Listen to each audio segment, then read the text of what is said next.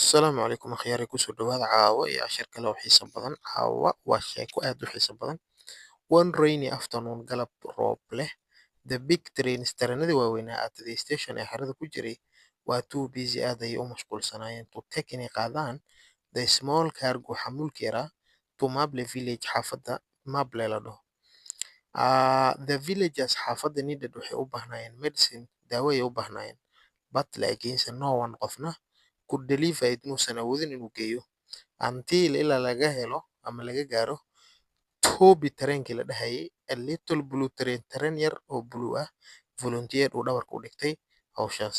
I may be small, waxaa laga dhigay inuu tareenka hadlay. I may be small wuxuu yidhi waxaa laga yaabaa inaan yar ahay, but laakiin I can help, waan caawin karaa.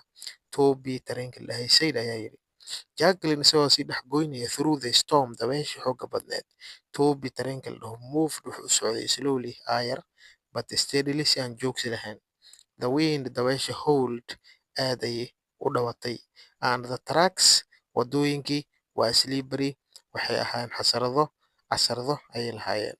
But laakiin he did not stop, muusan istaagin.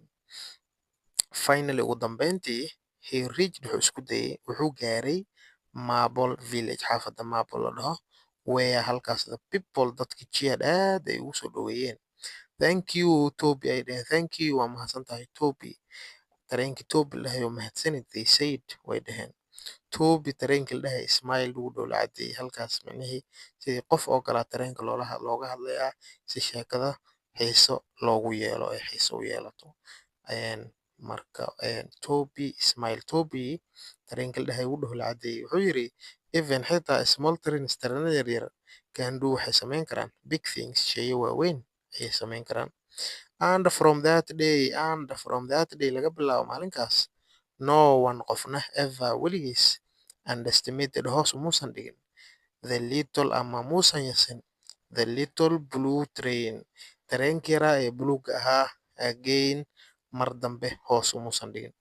Haye, and from that day, maalinkaas laga soo bilaabo, from that day on, maalinkaas laga soo bilaabo, maalinka tareenka uu hawsha qabtay laga soo bilaabo, no one qofna ever weligii dambe underestimated, hoos umuusan dhigin ama muusan yasin, the little blue train, tareenkii yaraa, the little blue train, tareenkii yaraa ee buluugga ahaa, dib dambe weligii umuusan yasin.